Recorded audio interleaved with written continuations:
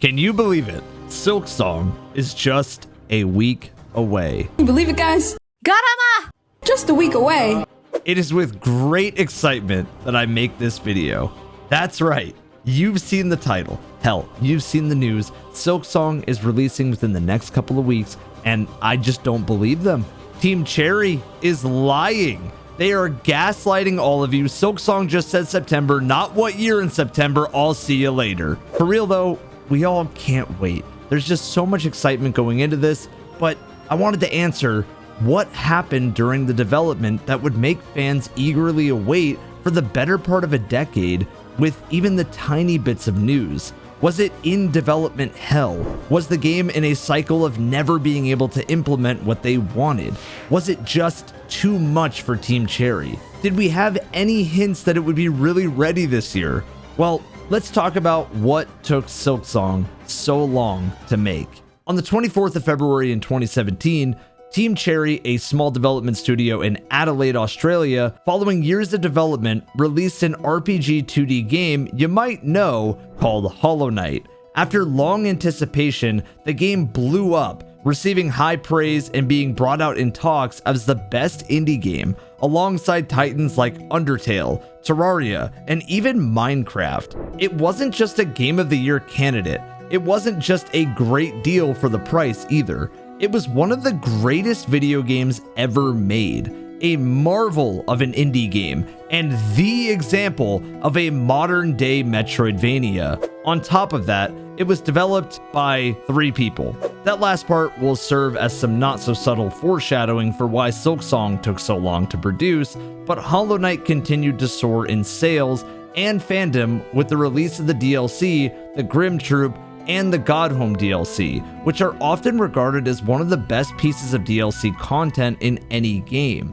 I have beaten the legendary Pantheon myself, even the Pantheon of Hollow Nest, and I can tell you, it will have you feeling like this. Oh! Oh, my heart! Holy sh! Hornet was a character often put into the game's story, and she was very much a part of the mainline story. Even the true ending of the game teases a potential DLC about her. This left fans wanting more, and Team Cherry was originally set to satisfy them in base Hollow Knight.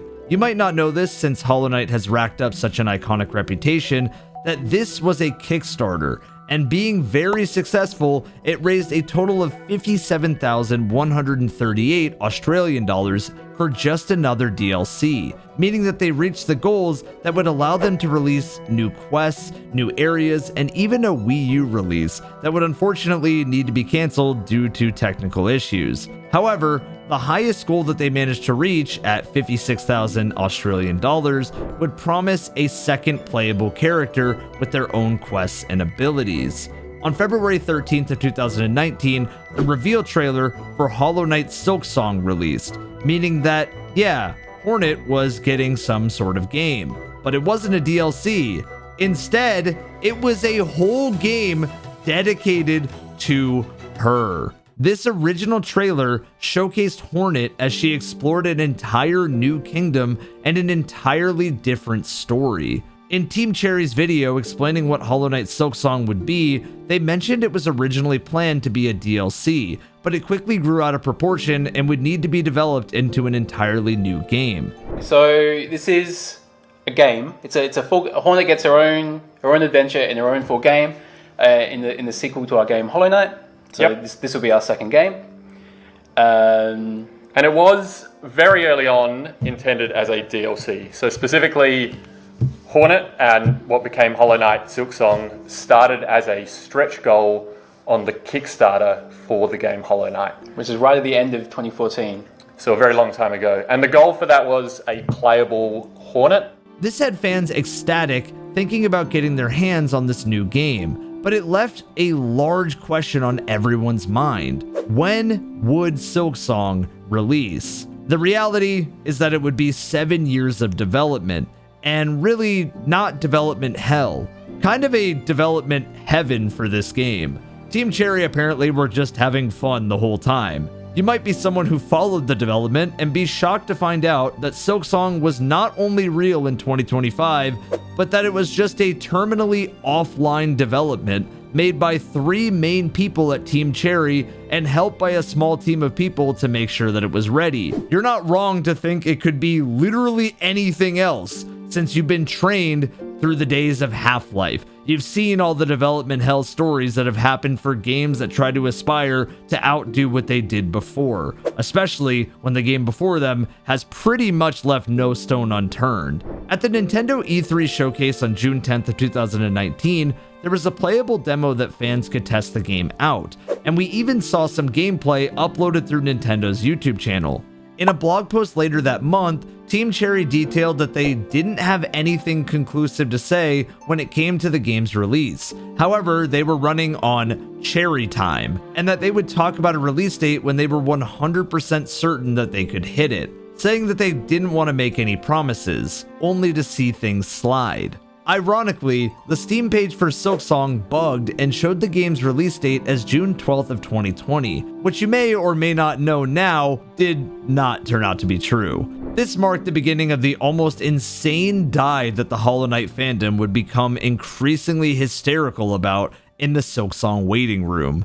We had little to no news over the next year. A developer posted 4 different zip files in the Hollow Knight Discord with information on 4 NPCs by the name of Huntress, Grindel, the Caravan, and Seth. Nintendo also hinted towards Silksong some more in a graphic released by their Indie World branch that showed the Silksong logo alongside other games, stating, quote, "Take a look at some upcoming indie games headed into Nintendo Switch this year and beyond." You know, the usual. Come December of 2020, and full hysterics started, with ironically Edge magazine teasing a new issue with this image, with what fans thought resembled Hornet's head shape. The bad thing about this was that the fans were right. The copy of Edge magazine showcased a beautiful cover with Hornet front and center.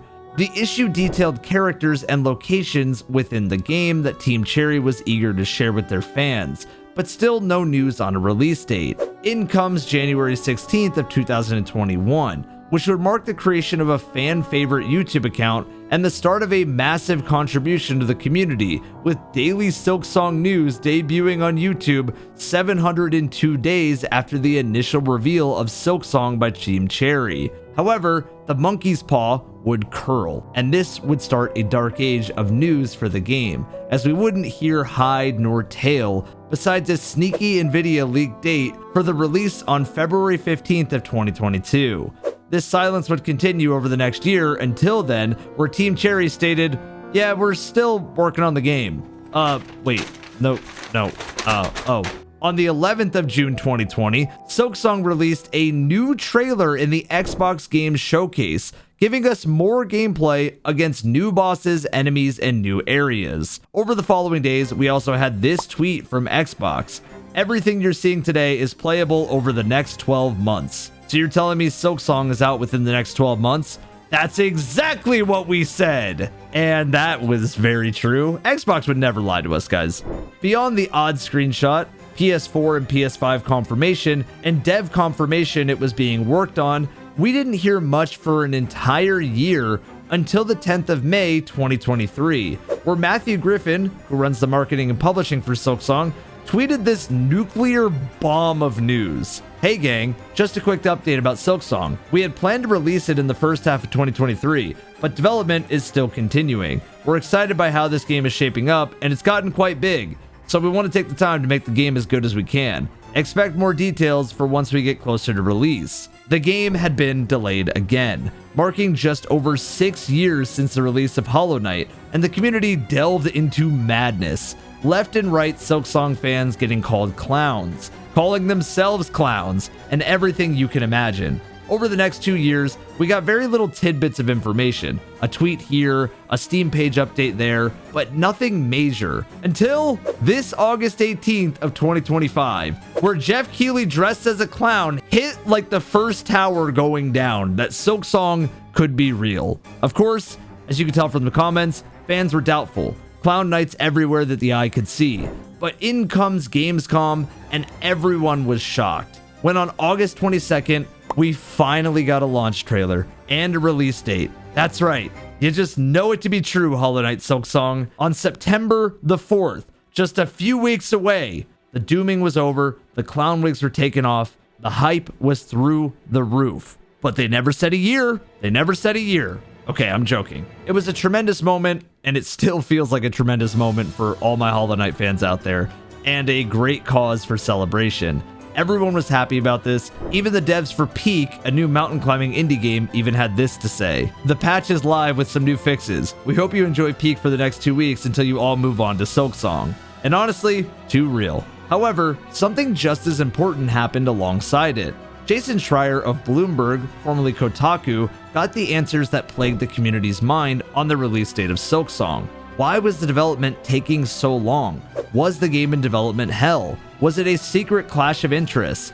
Every fan theory was wrong. Hollow Knight Silksong took 7 years to develop because it was stuck, like we said before, in development heaven. You heard me right. Team Cherry said, and I quote, "We've been having fun. This whole thing is just a vehicle for our creativity anyways. It's nice to make fun of things." Going further to say, it was never stuck or anything. It was always progressing. It's just the case that we're a small team, and games take a lot of time. There wasn't any big controversial moment behind it.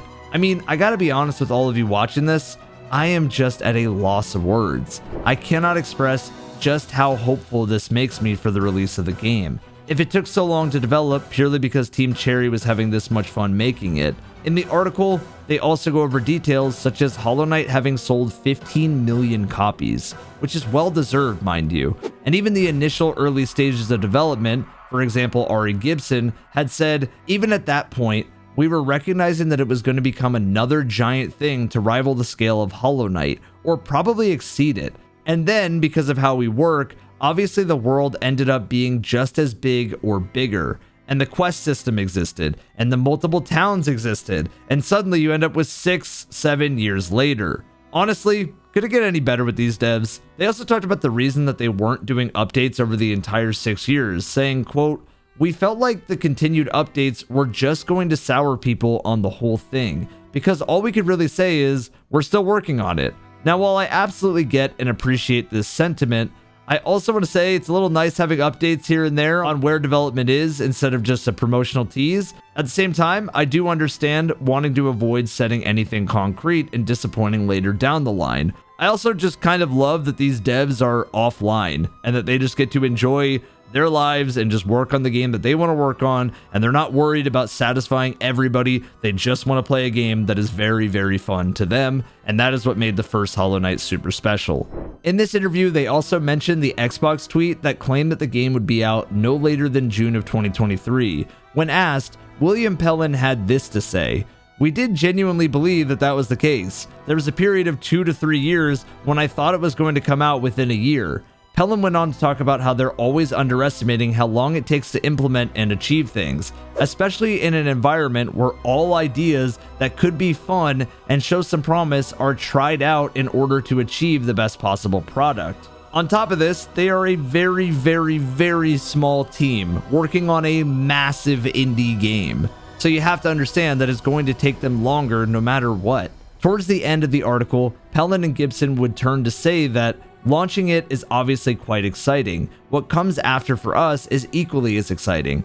And that the most interesting thing now is what we can add to it next. We got a plan. Admittedly, some of the plans for that stuff are kind of ambitious as well, but hopefully we can achieve some of it. With Jason Schreier adding a little jab at them in the end, signing off of the interview saying that stay tuned for 2032 to see how that turns out. What a way to end a 7-year tease for Silksong. That just around the corner, I can't wait to see what they cooked up. And I'll definitely be making a bunch of videos on Silksong.